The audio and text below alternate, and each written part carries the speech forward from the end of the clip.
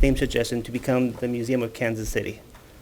We felt really strongly that we were being confused with other museums, and being the city museum, having the museum in front of Kansas City kind of elevates who we are now as a city museum for Kansas City. Sounds like a thoughtful process. Thank you so much. Move to approve. Second. All in favor? Aye. Aye. Any opposed? Items passed. Thank Thank you you. so much. Have a good evening. Thank you. The next item on the agenda is Resolution Number 32651, considering board approval of a facility lease with concession agreement with the United States Tennis Association of Missouri Valley for the Plaza Tennis Courts. Administrative Officer Doug Schroeder's here to speak on this item. How y'all doing today? Good to see you. As you know, last year we had to do an emergency agreement to have the USTA take over the Plaza Tennis Center, and they've done a great job. We got opened late, but attendance has been really good and strong, and I'll have a report for you as you guys requested it at the end of this year. And so we sent out an RFP. We got one bid. It was from the USTA, and it was good, and they've done a wonderful job about creating some community engagement down there and getting a lot of schools and a lot of leagues started. So we're happy with what they've done, and we'd like to enter into a formal agreement with them. It'd be for 1 year with 4 one-year extensions with your approval. 4 one-year extensions? Yeah, so it'd be a total of 5 years, but we go, each year we'll be able to renew it. Okay. Can I ask this, Doug? Thank you for preparing the report later. Mhm. But before, so next year, when we're in this predicament to, to re-extend, if we can have that report before the vote, this type of vote, so Right, that we right. can really be able to assess who are they partnering with, what schools, how they've really drawn the circle wider for engagement for the tennis courts, that would be really helpful Sure. information. It would just be an amendment. So tennis season will be wrapping up here, and so we can get that to you in November and then vote on it in the December meeting. Great. No problem. Yeah. Sounds good. And then, I guess, can you just, are the conditions for the extensions, is that optional on both sides? Like, Yeah. because, as you know, we've got an RFP out right now, and so just, Right. Yes, they are, both parties have to agree to it, yeah. Okay.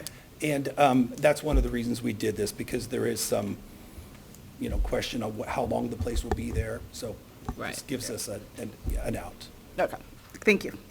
Without us having any financial obligation. Yeah, we actually have no financial obligations. Right. They're paying us 40% Well, I'm of saying their that we profit. won't be in any issue with breaking something. Right, because breaking of a what we contract do. or anything, yes, exactly. Yeah, 100%. and then end up having to pay them. I'm just, yeah. Gotcha. Yeah. All right. Move to approve. Second. All in favor? Aye. Any opposed? Items passed. All right, next item on the agenda is Resolution Number 32652, considering board approval of the 2025 Swope Memorial Golf Course renovation financing plans in the amount of $8,500,000. Please proceed. Hello. I'm sure all of you at one time have heard me talk about this project. It's been a long time coming. And as you know, we put on RFP and we got design for the course from a local architect named Todd Clark. And he's working with Ron Witten, who is famous in golf terms. He wrote the classic book on golf architecture. He worked with Golf Digest for 35 years, wrote for them, and started the 100 best courses in the United States, which is something that's very important to a lot of golfers. They like to try to visit. Anyway, they're local. The design's done.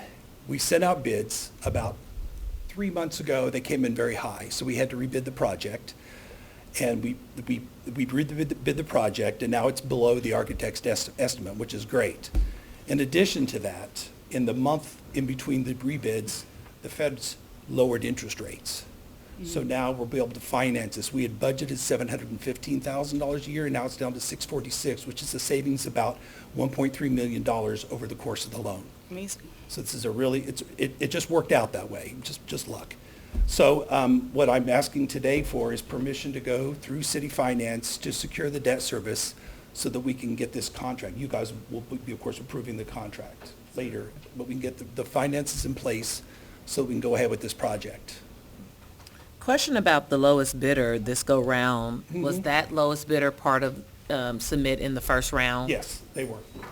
So Did they give any articulation as to why they were able to be now Oh, under? I'm sorry, I left out a big detail. Okay. We asked for unit pricing during the initial bid, and we did for this secondary bid. Uh-huh. We got all the unit pricing in, so we could see where things were high. So what we did averages of all the unit pricings. We reduced the scope. The biggest thing we did is we went from asphalt cart paths.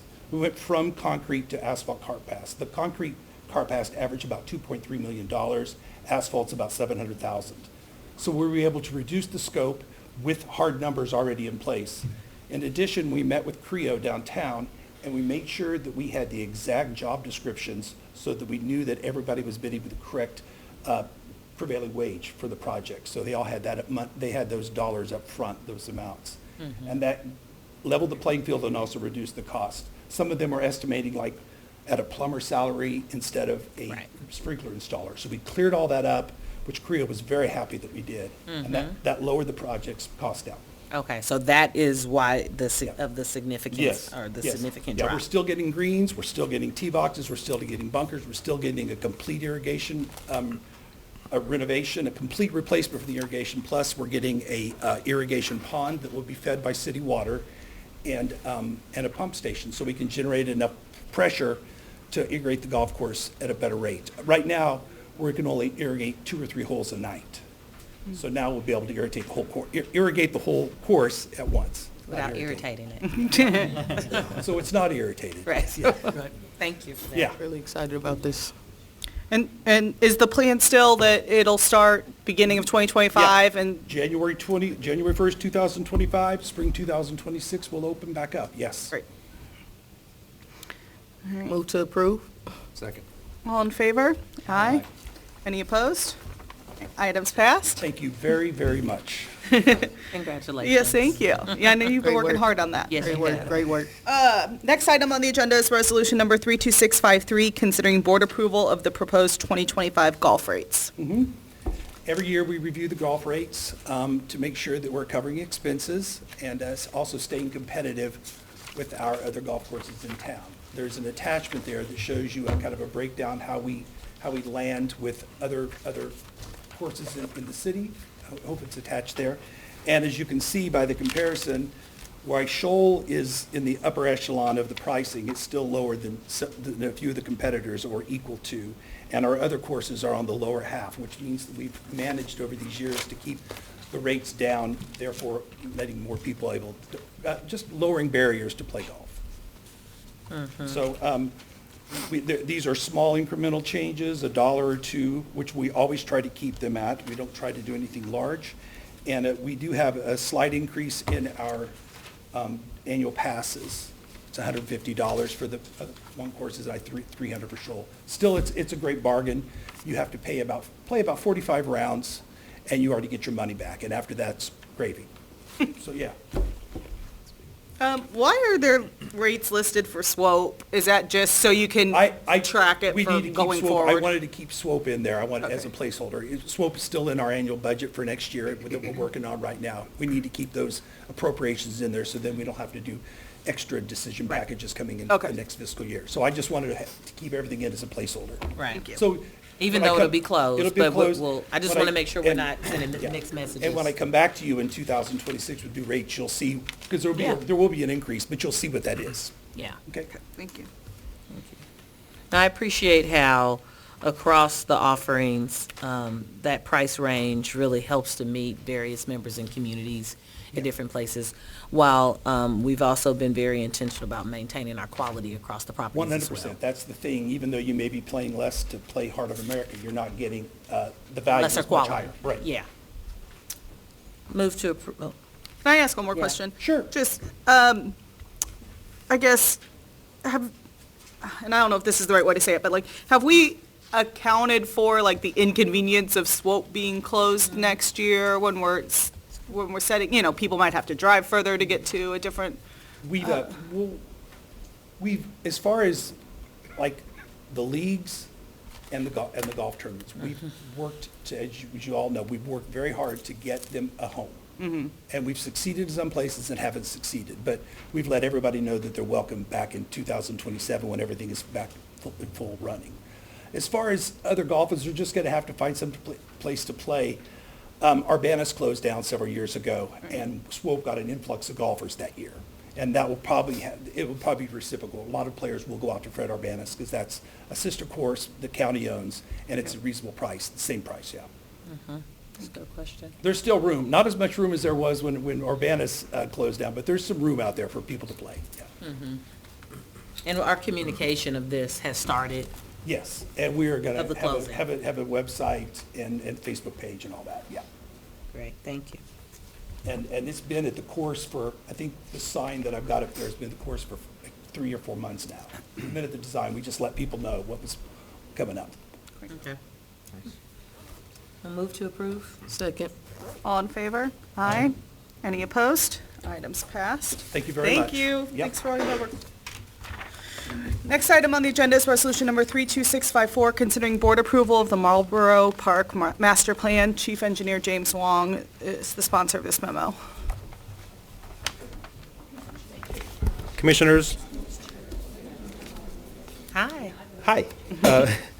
Marlborough Park is a large park in Council District 5, I'm sorry, yeah. It has 18 acres. So the planning process employed a multi-layered community engagement approach. The planning process was led by Hoxie Consulting, and Lance Klein was Hoxie, going to here to provide more details of the master plan. Yeah, sorry, the projector is not working, so but the handout has the slides that slide information. And I also have Sarah Somerset with the Marlborough Community Coalition here today as well. So in terms of the kind of first slide you guys are looking at, or page you're looking at, I think you're likely familiar with the location of Marlborough Park, just west of Prospect and a little bit east of the Marlborough Community Center. And along with SWT, who I'm with, we work with Hoxie Collective and Biohabitats on this project. And with that, I'll let Sarah speak to some of the project goals. Good afternoon. The goals of our park planning process were to find solutions for new amenities, uses, and programs, find a balanced management plan that will work for parks and recreation, open up connectivity to surrounding trails, bike lanes, and increase accessibility from other sides of the park, and finally, to prioritize the order of development according to recommendations from the community and park staff. So again and again, we heard from our surveys of the perimeter quarter mile around the park that improved safety is of utmost concern.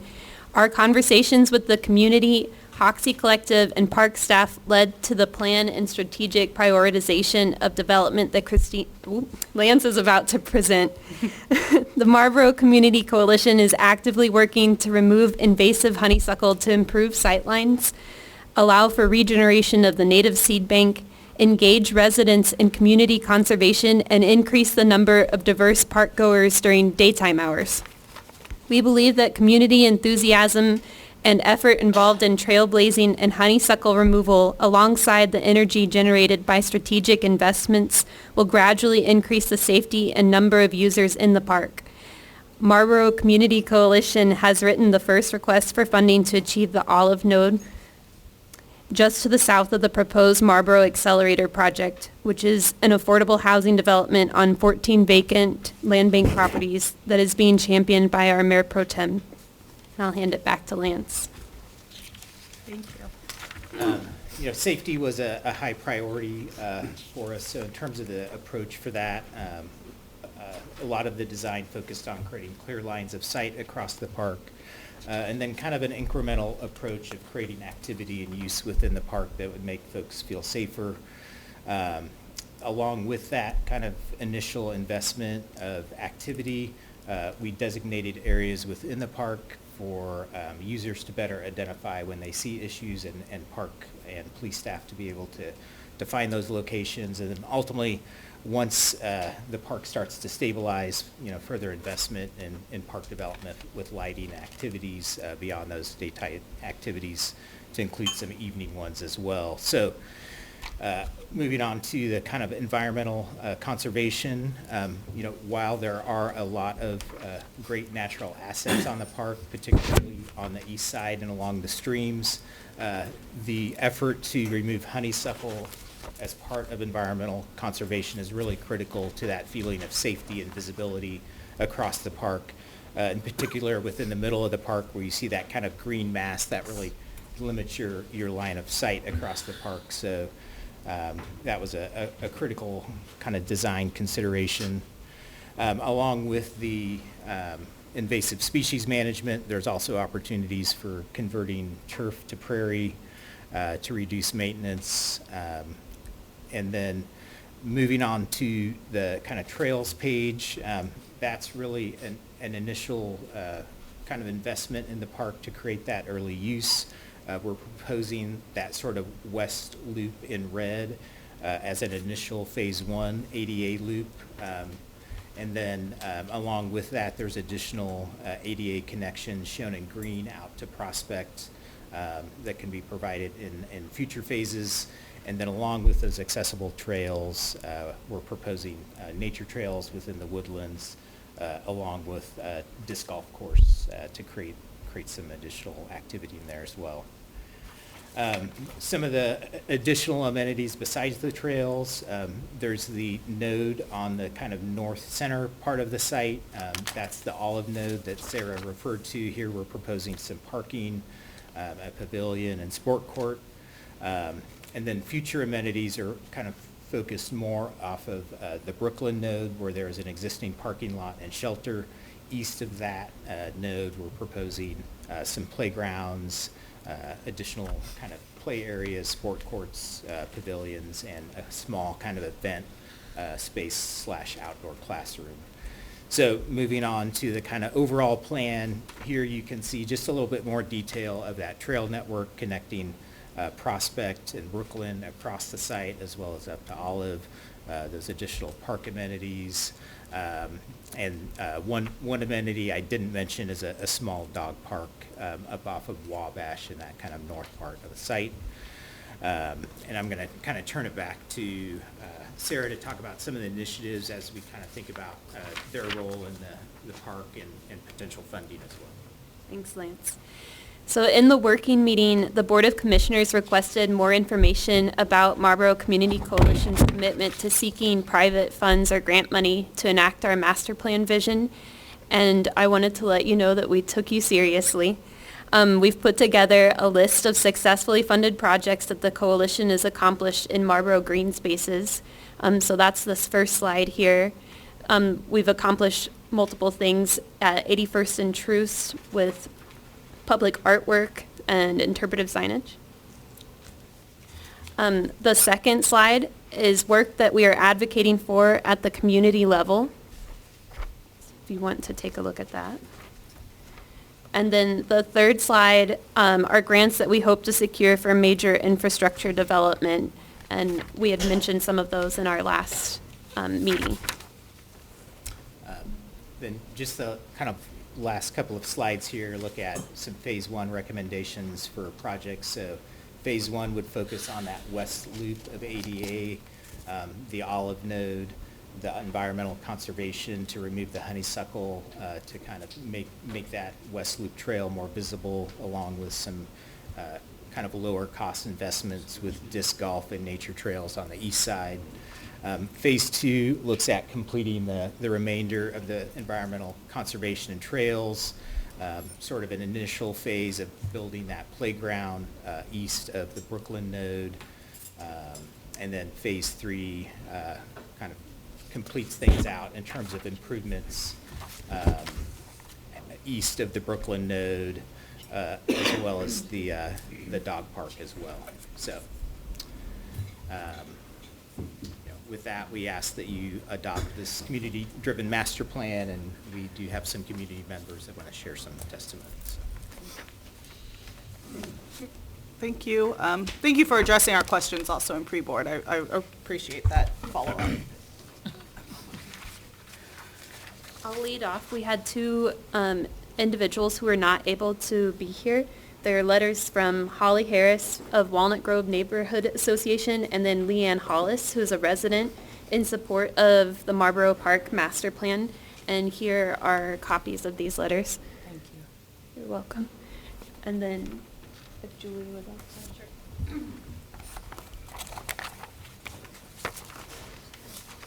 Hello, my name is Julie Farstead. I'm a mother of 2 young kids.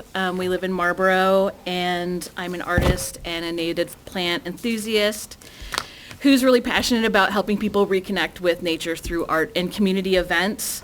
My children and I have been involved in many of events at Marlboro Park. We've helped clear the honeysuckle. It's given my youngest son a really great sense of ownership in the project and a great way to connect with nature and the community.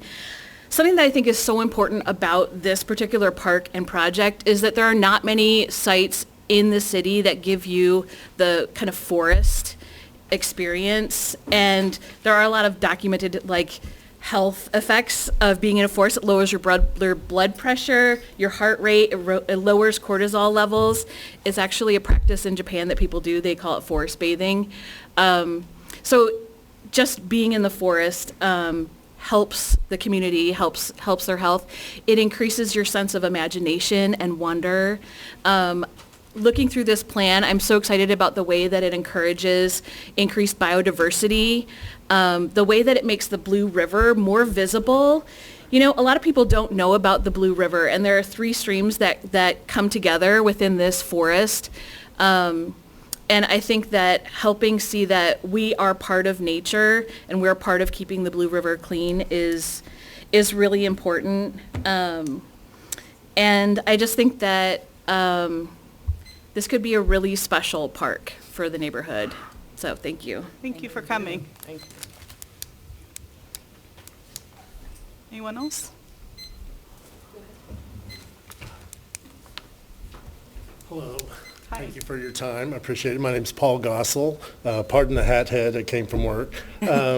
I got involved with the Marlboro project after seeing that they were trying to come up with something to do with the park. And I'm a longtime disc golfer. I've been playing since '84 Wow. at the old Swope course. And I got to tell you what a gut punch that was when they moved it. We appreciate the new course, but I can speak for most disc golfers when they say it's just not challenging enough. It's hot. It's sunny. There's no trees to play around really. When this project came up and I got the word out to the disc golf community, there was a lot of excitement, almost as much as what we found in the neighborhood. I was one of 3 people who did the canvassing and went door to door and actually got to meet a lot of my neighbors. I've lived there since 1971 and had a lot of opportunities to leave Marlboro, but I won't because I love it. I'm going to make it better before I leave. And we've been involved in the honeysuckle removal out there. My friend Jim and I went out on our own and cleared a bunch of stuff out there from day one just to show everybody we were serious about helping. One of the big things about the disc golf community is that they're real stewards of the course. You know, the people, they'll give back a lot. They do trash cleanup days, and volunteerism is real high on the list of priorities. So it saves the Parks Department a lot of effort. And there's a lot of excitement from the area, not just from this area, about having a course in a park like this, because it's a lot like waterworks with the elevation changes in the forest, draws you through nature, you know, gets kids involved. There's so many pluses about it. I almost get too excited talking about it. But the main thing is the safety issue. It can't be overstated enough. People in that neighborhood, almost to a person, are terrified of going to that park, and all of them want to go to the park. They're dying to. I mean, it's a beautiful space, and they have nothing else over there. And I'm excited about the trails and all that stuff too. It's going to be a big plus to be able to have cops riding through on bikes and things like that, and people having walking groups, and it's going to send a message to the riffraff in the neighborhood that it's no longer the place to hang out overnight and be there in the morning. There's a lot of drug activity, dumping, and all that. When they closed Swope Park down, the old course, the next day there was dumping, prostitution, drug use in the parking lot. 24 hours later, you know, and it just picked up where it left off before the park was there. And so I can tell you, bodies in the park, frisbees flying around, people doing things is going to get people, is going to send a message. And it's a cheap investment. there's the baskets, there's a concrete pad. They're not easy to mess up or break, and once it's in, and it gives back so much for that minimal investment of putting that in. And there's proof of it all around the city. Everybody's got disc golf courses, in their communities now, and they all benefit from it. There's nothing bad coming from it. It's all plus, and we used to be kind of a mecca. Well, we are a mecca of disc golf, and it's a growing sport. It got a boost from the pandemic, but we've had tournaments here at Swope Park from people come from Australia to play world championships here, and it brings a lot of people into the community shopping and things like that. So that's another thing Marlboro needs more of, Well, thank you, Paul. Yeah, and I've had people come as far away Trying from. to get your attention. Yeah, for I'm about- sorry. It's a 2-minute limit. I'm a talker. I'm sorry. Thank you. You were excellent in your articulation. Thank you so much. Anyone else? And any other person that comes up, please know that there's a 2-minute limit, because that's important. That'll help us all. Thank you. I neglected to say that, so Thank thank you. you, Commissioner Smith. All right, well, with that, I will ask if anyone has any other questions or comments on this item. No, I just want to thank the community. Thank you to everyone that has taken so much time to get proximate and to help curate this. This really feels like the fingerprints of the community is all over it. So thank you all for taking the time. Thank you for caring, and thank you for really being a part of what I think myself and other commissioners want is this ownership. So thank you so much for that. All right, Move to approve. Second. all in favor? Aye. Any opposed? Items passed. Thank you all. We'll look forward to next steps from here, so. All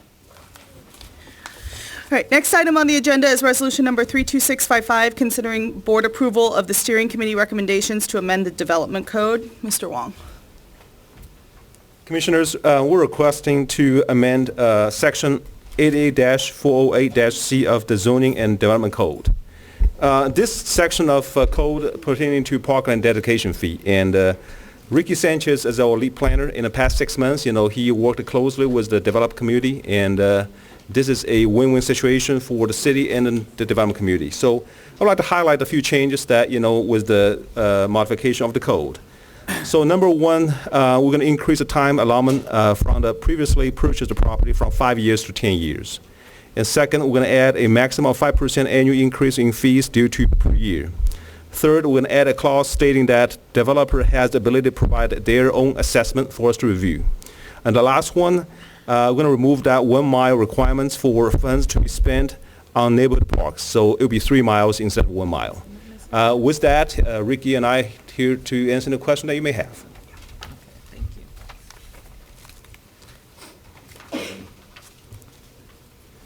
I guess my first question is, can one of you just explain the thinking behind limiting the maximum increase to 5%? I think that was maybe a new concept from when we talked about it at pre-board.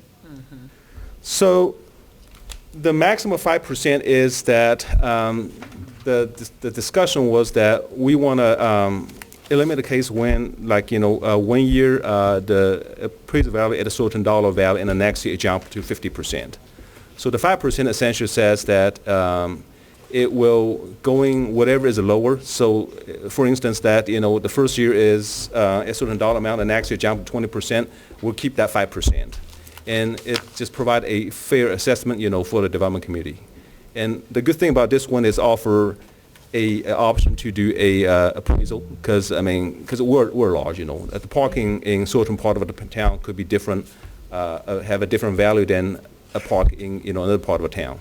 So I think that provides us to cap that at a reasonable value for annual increase, and also, and as I said, we'll also add option for a special appraisal for that particular parkland.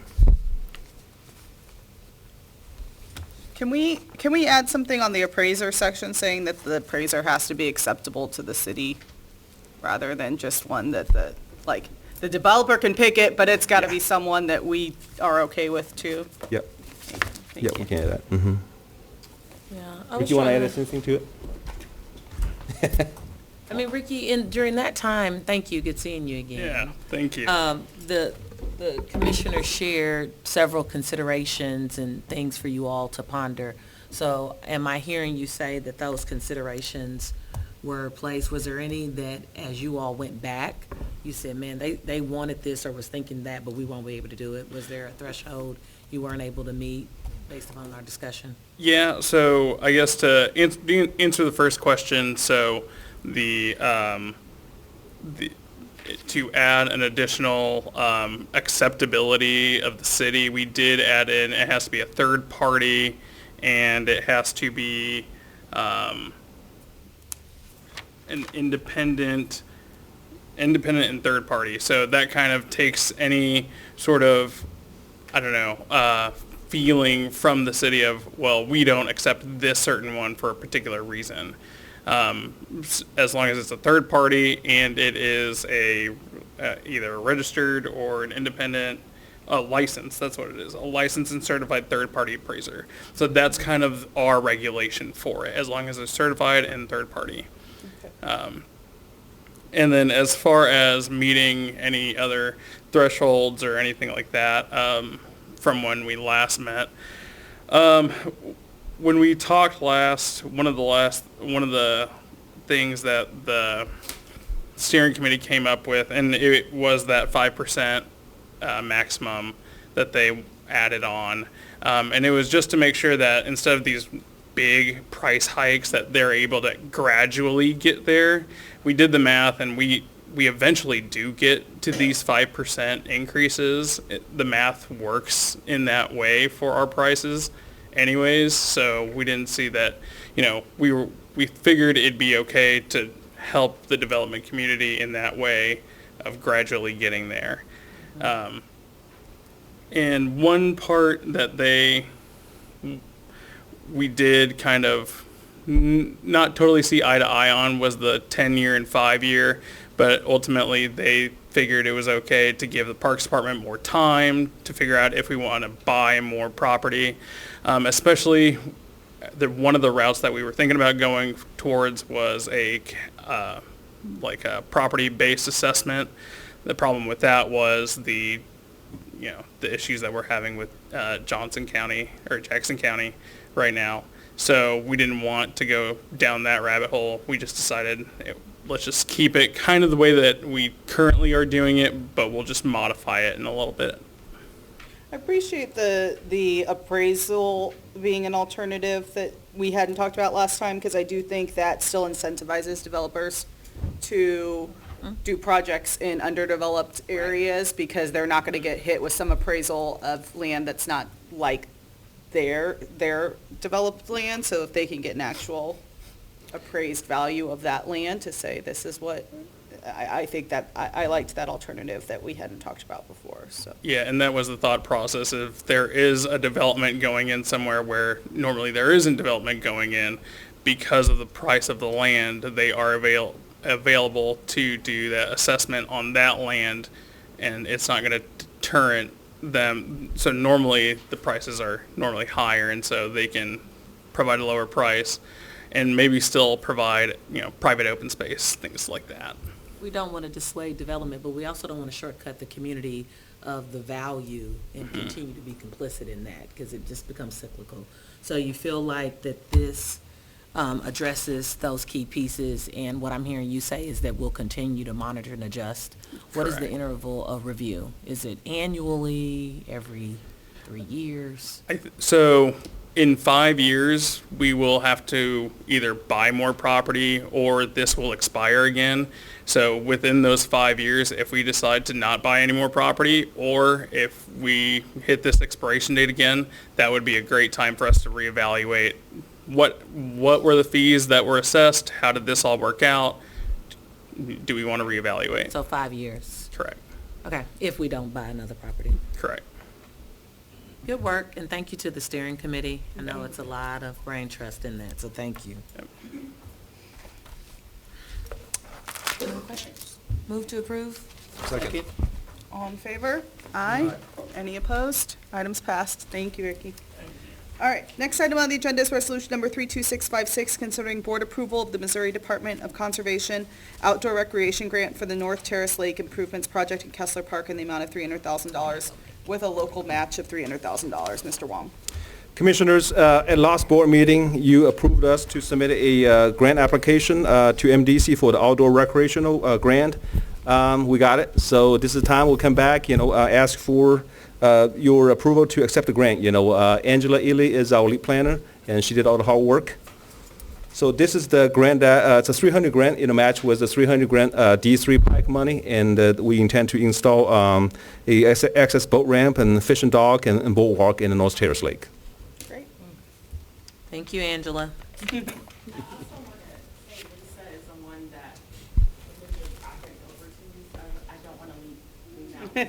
We love Lisa too. Yeah. It's my fault, yeah. Yeah. Thank you, Lisa. It's a combination effort between Lisa and Angela, so Teamwork. yeah, my fault. Thank you. Well, thank you. I think it's exciting. I think, starting to already see some work in Kessler Park is awesome based on just adopting that master plan, so. Move to approve. Second. All in favor? Aye. Any opposed? Items passed. Next item on the agenda is resolution number 32657, considering board approval of the Federal Transportation Alternatives Program grant award in the amount of $750,000 with a local match of $250,000 for the Swope Park, Blue River Trail, 63rd Street to Swope Pool area project. Commissioners, we're asking your approval to accept a federal grant. It's a federal TAP grant. It's a grant used for a lot of trail project. Lisa Treese is our park planner. She did application. So this is a 80-20 grant, so the local match will be funded with our sales tax that was approved previously. Keep on keeping on, Lisa. Thank you. Yep. Move to approve. Second. All in favor? Aye. Any opposed? Items passed. Next item on the agenda is resolution number 32658, considering board approval of the Federal Transportation Grant Award in the amount of $750,000 with a local match of $250,000 for the Swope Park to 63rd Street to KC Pet project. Mr. Wong.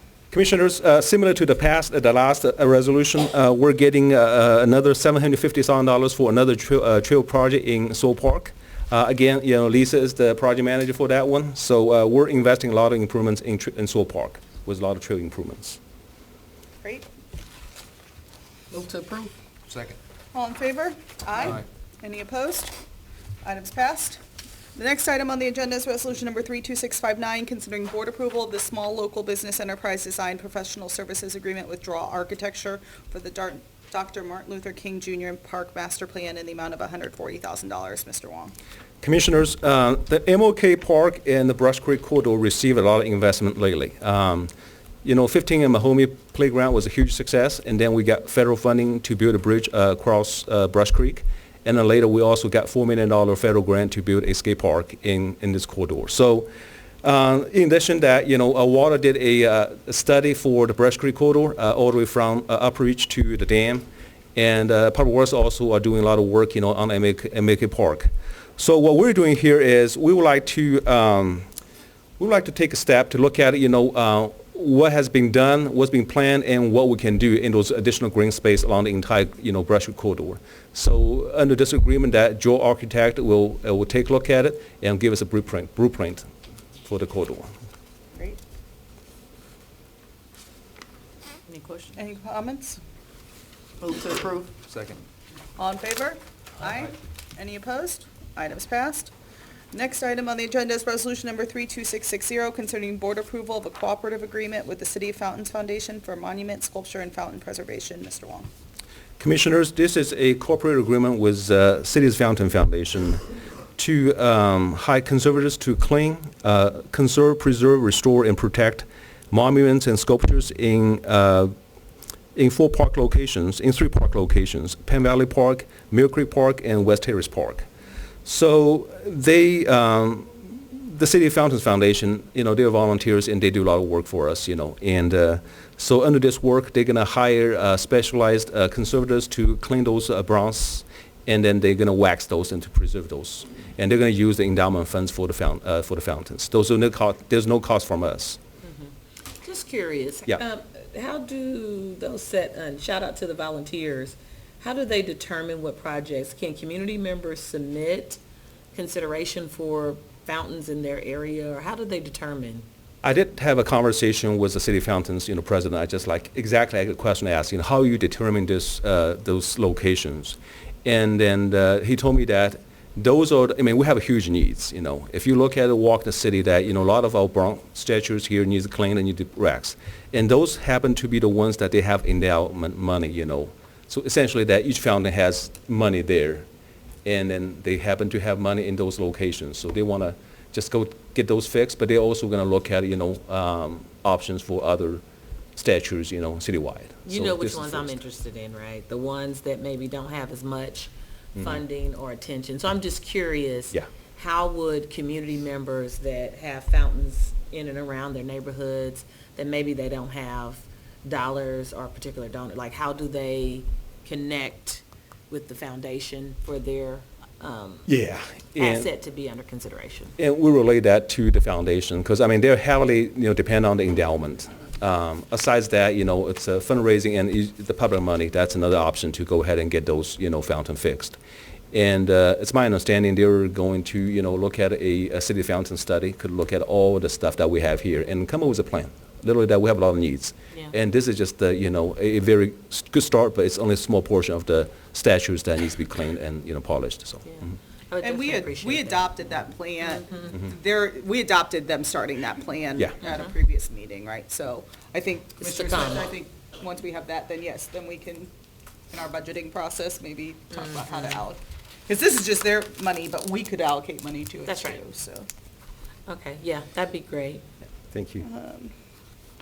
All right, any other questions on this one? Move to approve. Second. All in favor? Aye. Any opposed? Items passed. Next item on the agenda is resolution number 32661, considering board approval of the construction inspection contract with Olson Incorporated for the 9th and Van Front Soccer renovation design build in the amount of $14,005. Mr. Wong. Commissioners, the 9th and Van Buren Soccer Complex in the design and construction, and so as a part of the project, we're going to add 2 locker rooms and then also add a press box, and those are considered buildings. So we need to get a building permit from our city planning department. And as part of the process, they require a special inspection. Essentially, we need a third-party inspector to help us to check the bearing capacity of the foundation, make sure it will not settle, and also, you know, check the steel and concrete. So this is what the contract for. It's a special inspection for the building structure. Any questions on this one? Move to approve. Second. All in favor? Aye. Any opposed? Items passed. The next item on the agenda is resolution number 32644, which was held from the September 10th, 2024 board meeting, considering board approval of a bid award with Dondlinger Construction for the Tony Aguirre Outdoor Pool Design Build Project in the amount of $4,385,328. Mr. Wong. Commissioners, yeah, this is a relocation of Jabo Pool. We're very excited about the project. So on August 28th, that we received bids for the project, and Dondlinger is the lowest responsive and responsible bid for the project.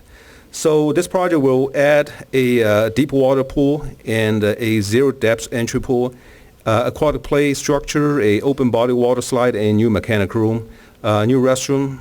So the construction deadline is May 23rd, 2025. So it's our goal to have that complete before the pool season for 25. I think everybody would appreciate it. Yeah.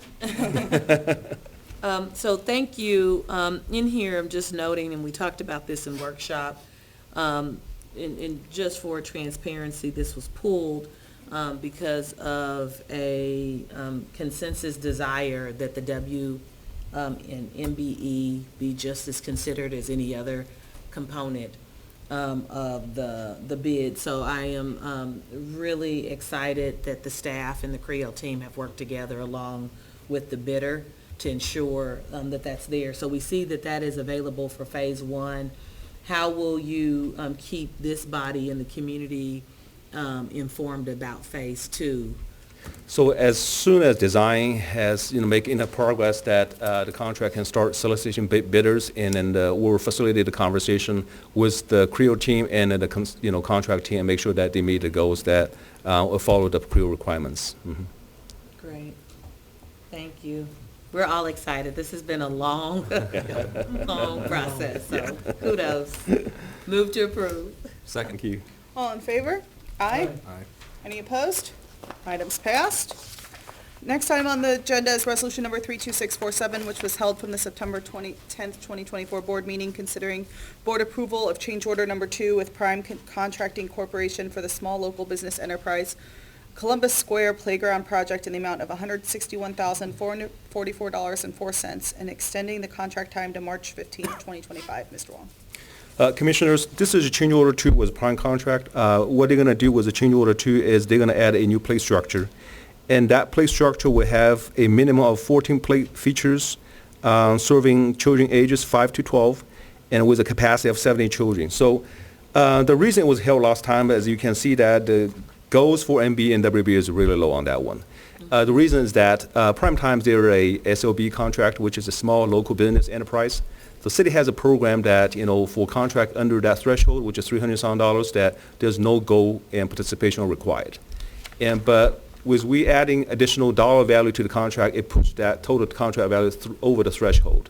And working with Creo that, they're assessing the 14 and 14% only on the portion that over that $300 threshold. But using that portion divided by the entire contract, so that's the goal and the participation low. That's the reason. That's So, yeah. gymnastics. I'm an engineer, I do math, so yeah. Okay. Well, I'm excited about the new play structure. I think that'll be great for that neighborhood. I am curious, you talked about the ages. One of the things that's been part of our master plan is also keeping in consideration ability. So can you talk about this scope being inclusive of it, especially as we're expending dollars and there's been other, shifts and changes? I want to make sure that the ability and accessibility cause is still front and center. Yeah, our playground are inclusive. Scott, you want to add anything to any special thing? Yeah, every manufactured playground equipment now is inclusive, so taking care of that. Yeah, we'll make I sure think it's that. always good to articulate that, Yes. especially as the community is, users of this. So thank you. Thank you. Any other questions? I have a motion to approve. Move to approve. Second. All in favor? Aye. Any opposed? Items passed. Mr. Wong, thank you. All right, next item on the agenda is resolution number 32662, considering board approval of a contract with Bridging the Gap, the Heartland Tree Alliance, and KC Wildlands in the amount of $585,225. Environmental Manager Stephen Van Ryn is the sponsor. Good evening, Commissioners. Yeah, this is, Yeah, that wasn't the amount. Oh, sorry. Yeah. $905,225. so this is, we have an ongoing relationship with Bridging the Gap and Heartland Tree Alliance and KC Wildlands. They provide a unique service for us with our tree planting, and that they have a very good job of communicating with the communities and engaging with communities and individual homeowners to participate in the tree planting. So we really appreciate that effort. Their trees tend to have more success because the homeowners are also invested in the success of their trees. So yeah, that's, do you have any questions? I have a motion to approve. Move to approve. Second. All in favor? Aye. Aye. Any opposed? Items passed. Final item on the agenda is resolution number 32663, considering board approval of a cooperative agreement with the Jackson County, Missouri, and the State of Kansas City for green infrastructure enhancements and riparian restoration from grant funds for the county and city Blue River Corridor Parks. Mr. Van Ryn. So you all might need just a little bit of background on this grant that we got. It was a while back, and I'm not sure that all of you were even commissioners at the time. I'm sure you weren't. And I'm joined here with Stephanie Drayson from OEQ, who's cooperating with us. We have a kind of a joint venture on managing the grant.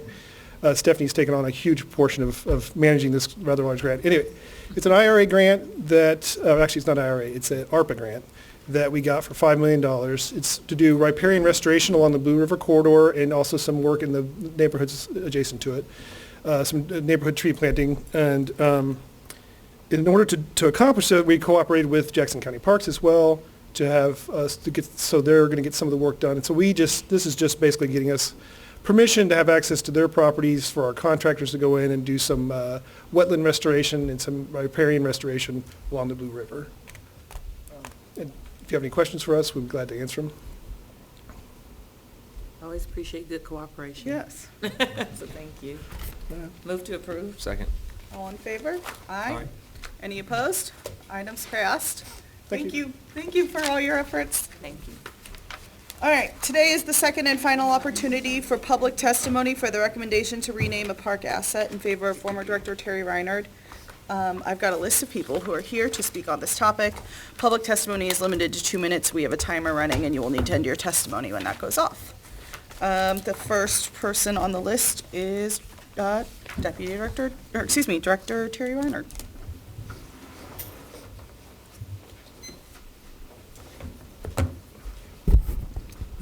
Hi. I don't think that's making any noise. Thank you, President Hayden and the rest of the commissioners.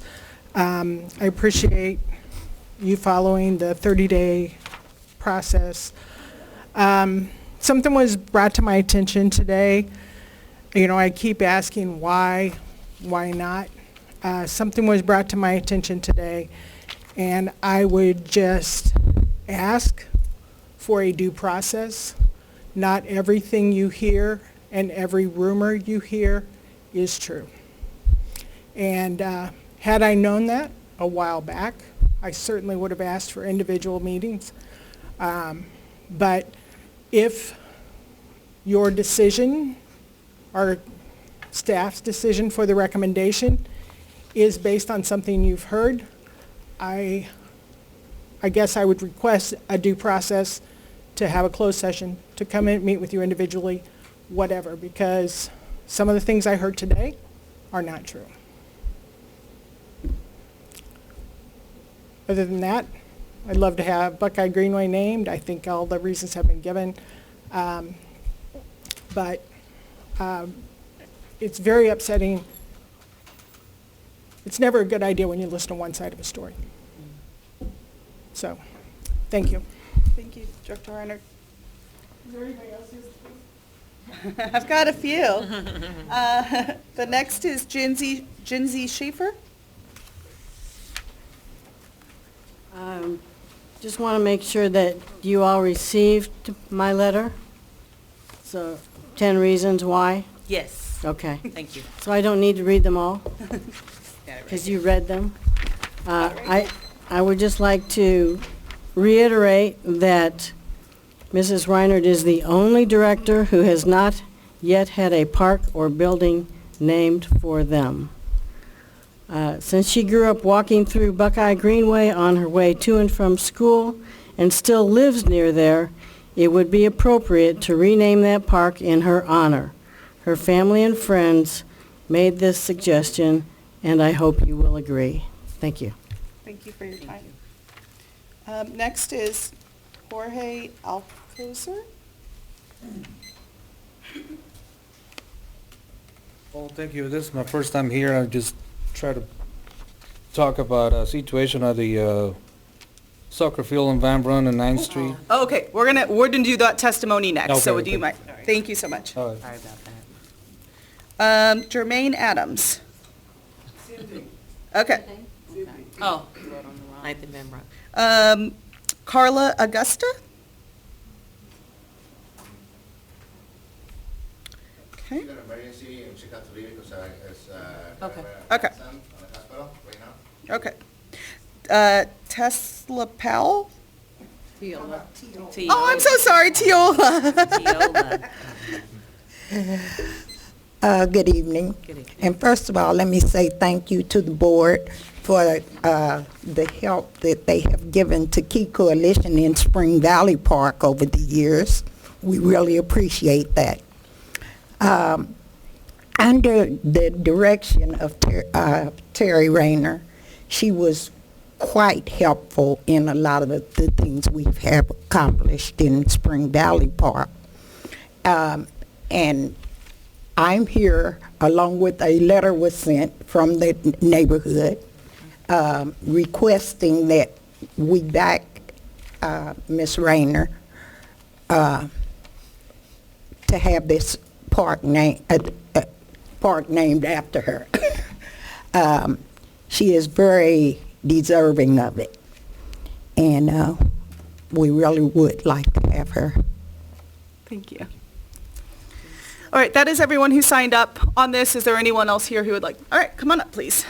Will you tell us your name? I know him.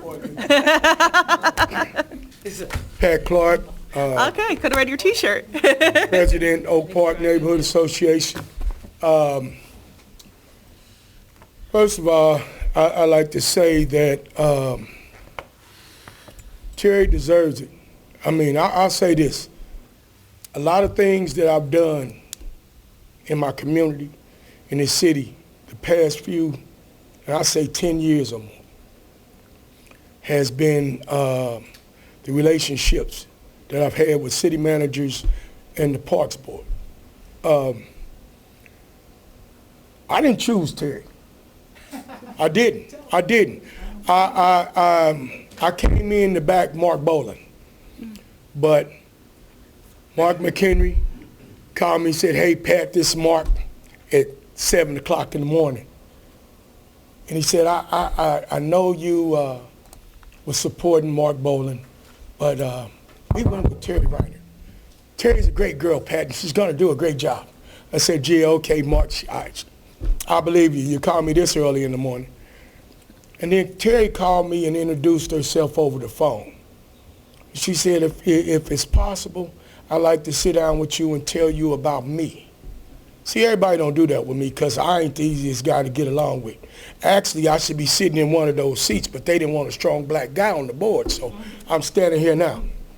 But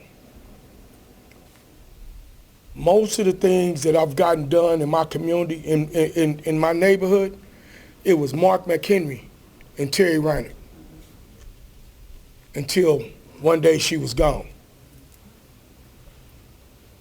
I believe that there's a lot of people in this city who have their names on buildings and streets and walls and all of that don't deserve it. She does. When Terry called me about the park situation, I'm like, well, Mark has a park. And we talked about, What? Nobody told me I had a time coming. Yeah. But I'm always on time. But let me say this real quick, y'all. Oak Park. My name's on it because that's my park. I grew up in that park. My mama taught me how to play sports in that park. That park means a lot to me. I bet you if y'all left here right now and went to that park, it's the cleanest park in the black community. And that's because I demand the respect. I tell these kids, the way it looks today, I want your kids to come to this park and see it just like I left it. So in closing, I'm going to say this. Terry came in and did a wonderful job as a director. I was just talking to Ms. Coleman the other day about the Anita lady, because there was a problem with my name being on the park. And I don't know. They told me I had to be dead first. But I figured like this, I didn't do the work dead, so why I got to wait till then? And I'm saying the same thing about Terry. Terry's still here. She worked for it. She earned it. And I'm going to be honest with you. She deserves it. She deserves it. I mean, I don't know much what more to say. I think everybody that came in and spoke on her behalf pretty much sums it up. Well, thank you, Mr. Clark. Appreciate it. Thank you. All right. Hey, Miss Linda. Hi, everybody. Linda Brown, and my neighborhood is Blue Hills neighborhood.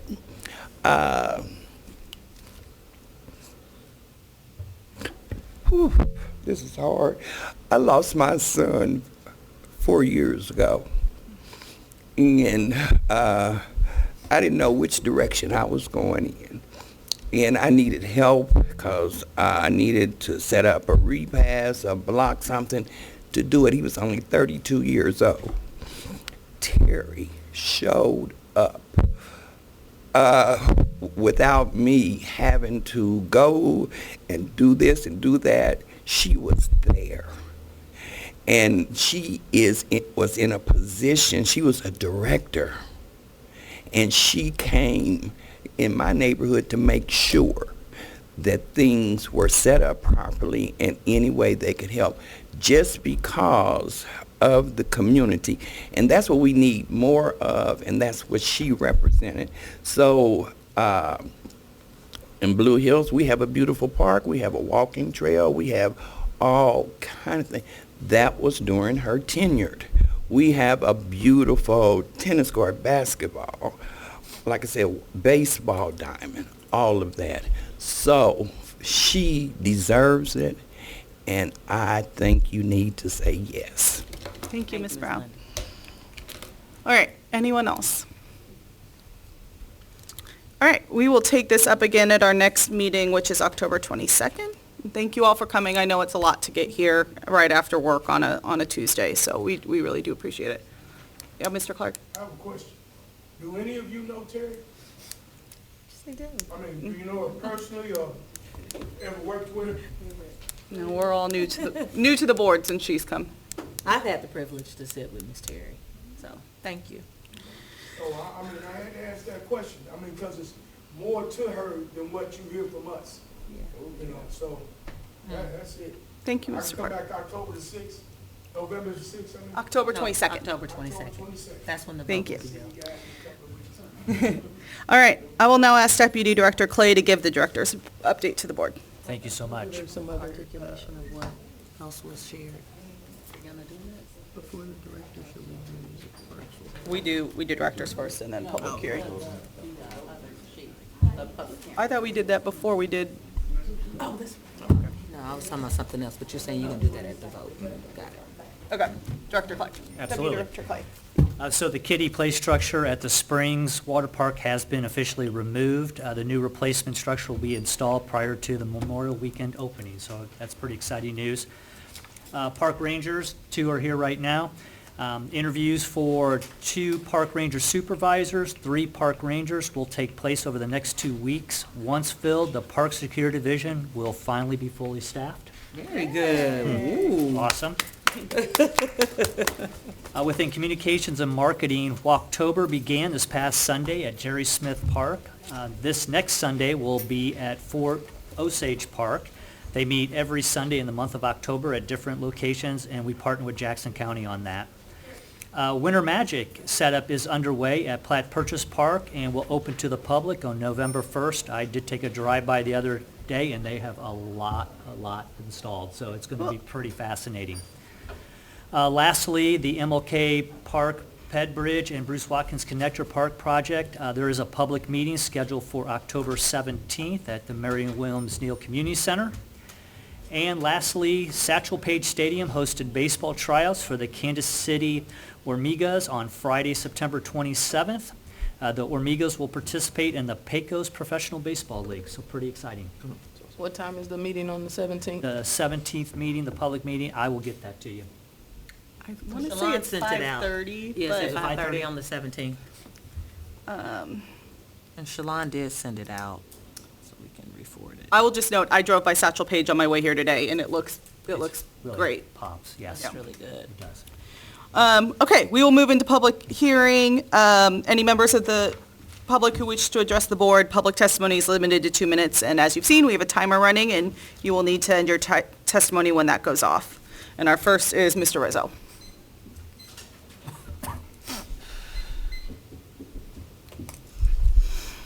Good afternoon, everybody, commissioners. Nice to see you again. Today I have a complaint against Reginaldo Francois, Parks and Recreation Manager for 9th Street in Ben Brandfield. He has trespassed the line, the Resource and Parks and Recreation Partnership, the past Friday, September 20, around 7 p.m. He inviting the teams from our organization basically, he invite our teams to do his business on Saturday. He has no teams, he has nothing, and he try to take our business to do his business on Saturdays. That's understandable. That's on a rental space, on an agreement space, plus we have a contract. Under a contract, he's taking our customers to do his own tournaments. This is basically, for me, is like unethical.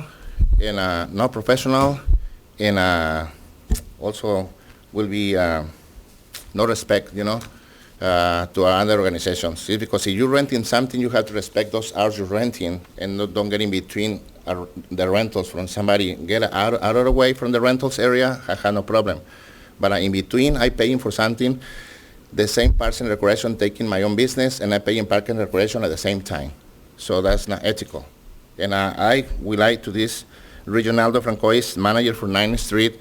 He gets suspension, and you guys would like to take action on this. This is not very, very ethical. And this is, for me, this is an abuse of power for Parks and Recreation through us. And this is not the first time happened. This is the second time happened, and he's doing it. But what we also like to ask you, I have a big, huge favor that we want to continue doing tournaments on 9th Street and Bembran Field. Reggie is supposed to have tournaments, flag football, and bunch of kids on Saturday. He promised so many things, but he had no actions. He is supposed to start over a month ago, and the first week he got nothing. 0 tournaments, 0 games. The past 2 weeks, unfortunately, he has only 2 hours games. And you know where the games comes from? From teams from Kansas City, Kansas. Those teams from Kansas City, Kansas, from KCK, brought it here to Nain Bambrun as a home field and practicing. And the real practice, the real taxpayers and the residents, they have no chance to practice, and they don't have chance to play on Saturdays, the home games. And that's unfair. I want to come back again, because to talk is very nice to talking.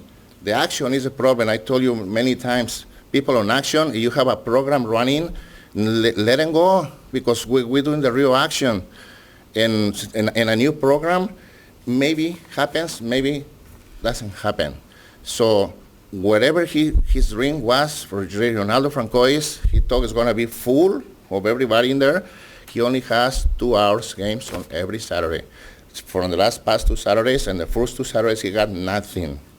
Okay, thank you, Mr. Rizzo. Thank you very much, and I ask you also for the last moment, from Sundays, keep the adults busy, because the drugs on the area is very, very high. We're not drinking, we're not smoking, we're not doing drugs, and the kids doing really good things. Continue doing that on that area. That's a red zone. And I'm here working for them. So I just want to work for them, keep me working, keep me busy on those guys on that area. And I will continue, and please call me for a meeting, for something we can get together. So I would like to be with you on a meeting and talk for so many things, because I have only 2 minutes right here. Please invite me for a meeting. It's a huge thing that I have to talk to all of you guys. Thank you. So, and also, I'm going to give this for you. I submit a research for how is this organization paying on this personal recreation. Commissioner Smith, she says very clear that we have to pay everybody pay to play $50 an hour. And those guys only pay for the indoor soccer, and this for 9 and Bembran. For the whole season, he only paid $400, Rio Gocus. And the EDO, he has no record of payment. In Guadalupe, no record of payments, and it's pay to play. Everybody needs to be clear and transparent, like Commissioner Smith told like the beginning. And everybody, the only resource come and pay to play by the beginning, and then go and play on the 9th Street every single week. And thank you, Mr. Rizzo. Thank you very much, and please pay attention to all of this. Thank you so much. Okay, next is Jorge Alcozer. Oh, hello, everybody. Well, yes, I'm, like Ms. Rizzo says, I'm one of those parents that my kids have been using that soccer field for some time now. And I've been a resident of Kansas City for 20 years. I live in the Northeast area, and I know that field it's been a great asset to the community. And I don't, the situation right now, I'm not familiar with every detail and everything, but I know that I don't think it is fair to, we feel like we've been kicked out of the park so other teams can come and all that. Like Kansas Academy, from KCK. I mean, everybody's welcome to come, but I mean, like, I'm a resident, I pay taxes, and that park is a public park for Kansas City, Missouri residents, and we just, the feeling that we got is just, we've been getting kicked out of our own park and making room for some other people, and just,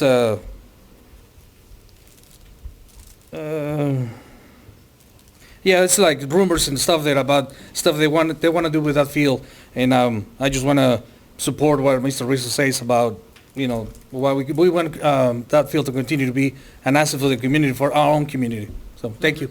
Thank you. I have a question. I'm sorry, you said Mr. Jorge. Yeah. So has it been your experience that open play has not been available to you and your family as Yes. residents? So we got our tournaments and our teams and all that stuff.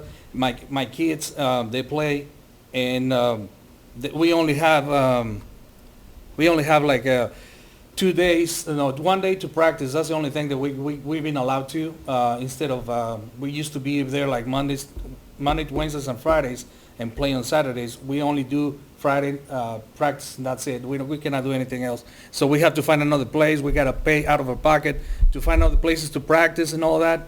And I don't think it is fair. I'm just, it's my feeling. It's a lot of people that feels like me. I know it's a Barrish language and stuff. I know people don't like to come over here and talk, but that's the general feeling that we have. So, yeah. So you're saying for your practice time that the team is used to, that time has been cut down? Right. Because what I was speaking to is open play, which is different, but you're talking about when you're part of the Well, team. right. And, but yeah, like he says, like, I don't know why we cannot use the field, and when there's nothing there, there's nothing going on there. Like, I guess if somebody promises there's gonna be a lot of stuff going on, and there's nothing going on, and we have to go some other places to find another place to play, so. I have a question as well. The picture that you showed us of the KCK team, was that during a tournament that they came in to play? Yeah, I think that they're doing practices and, yeah, they play over there on Saturdays, like tournaments and stuff, yeah, they do there. Well, and I do hope, we only have one field right now, and we're going to make a second field, so that, again, we know that's not going to be enough either, but we're at least going to be able to double the amount of teams that can be out there at one time. So that is in process. Yeah, that'll help too, so yeah. Well, thank you for coming. Again, I know it's hard to get here after work, so appreciate it. Thank you. Yes, for sure. And then Jermaine Adams.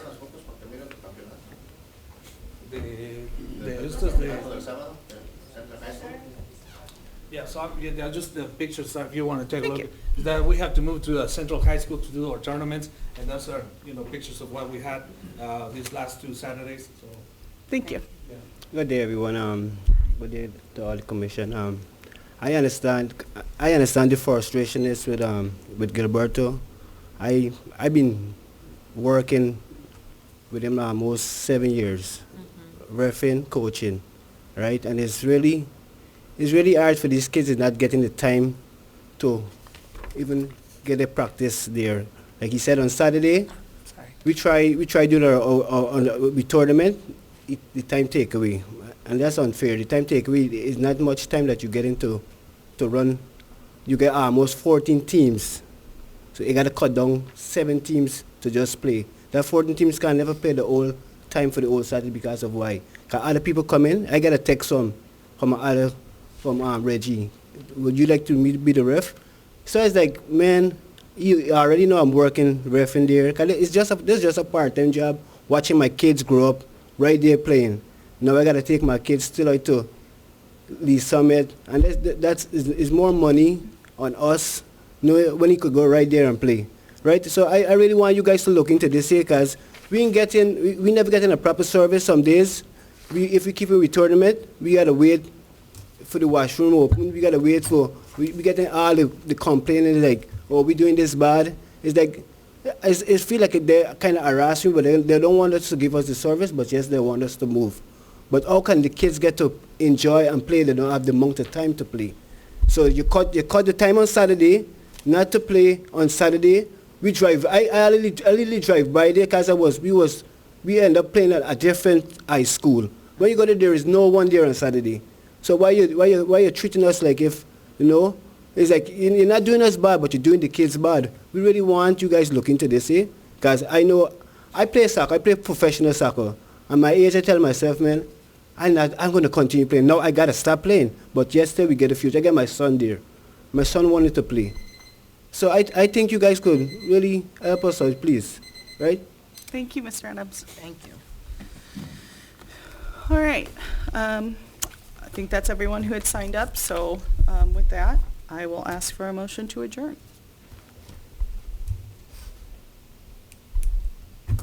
We want to stay here? Anyone want to move to adjourn? Move to adjourn. Thank Motion you. to adjourn. Can I get a second? Second.